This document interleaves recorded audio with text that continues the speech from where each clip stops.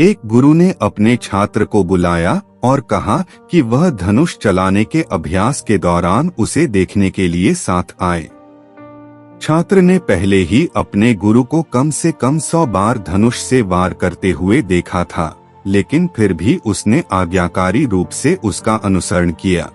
वे कुछ देर तक जंगल में घूमते रहे, जब तक कि वे अपने अभ्यास करने वाले स्थान पर नहीं पहुंच गए, जहां ठीक बीच में कई बड़े ओक के पेड़ों के साथ एक विशाल पेड़ था।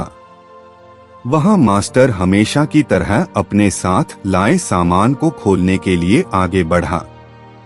उसने अपना धनुष और तीर निकाल लिया और हमेशा की तरह उसने अपने जेब से एक छोटा सा फूल निकाला और उसे ओक की शाखाओं में से एक में लगा दिया। लेकिन इस बार उनके पास एक सूत का स्कार्फ भी था, जिसे उन्होंने छात्र से उनकी आंखों पर पट्टी बांधने और फिर पेड़ से 900 फीट से अधिक दूर सामान्य स्थान पर जाने के लिए कहा। फिर उन्होंने हमेशा की तरह अपना निशाना लगाकर तीर चला दिया। अब जाओ, जाकर देखो कि मैं फूल को भेद पाया या नहीं। वापस आकर कहना मुझे बताओ, गुरु शिष्य से बोला। जैसे ही छात्र पेड़ के पास आया, छात्र ने देखा कि न केवल फूल बरकरार था, बल्कि तीर बड़े और विशाल पेड़ को भी भेदने से चूक गया था और कहीं भी दिखाई नहीं दे रहा था। चिंतित होकर वह अपने गुरु के पास वापस चला गया। वो सुविधा में था कि गुरु कैसे बताया जाए कि उसने क्या देखा था। तो मुझे बताओ मेरे छात्र, क्या मैंने हमेशा की तरह फूल के केंद्र पर प्रहार किया? गुरु ने उसके चेहरे पर मुस्कान के साथ उससे पूछा। छात्र इस समय वास्तव में असहज महसूस कर रहा था। गुरुजी, आपने फूल को नहीं भेदा, यहाँ तक कि पेड़ को भी नहीं। मुझे वह तीर नहीं मिला। शायद आप काफी अंतर से चूक गए होंगे, उसने जवाब दिया।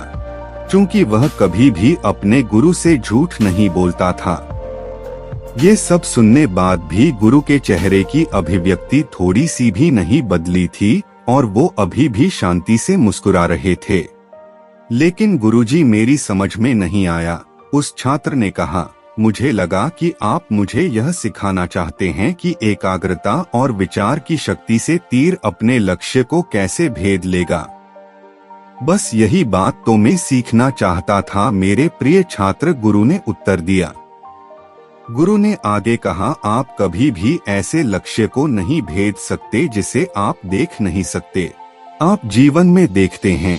अपने जीवन में अपने लक्ष्य को पाने के लिए, जहां आप जीवन में होना चाहते हैं, वहां पहुंचने के लिए आपको पहले इसे देखना होगा।